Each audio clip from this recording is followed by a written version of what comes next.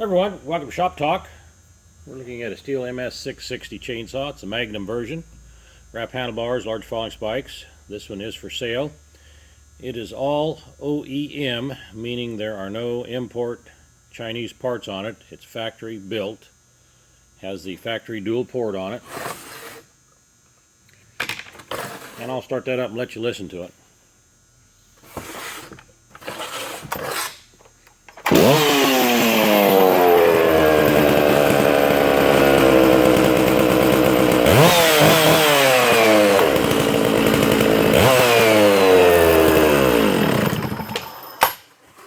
If you'd like to purchase this chainsaw, here's the information. You can contact the Chainsaw Guy.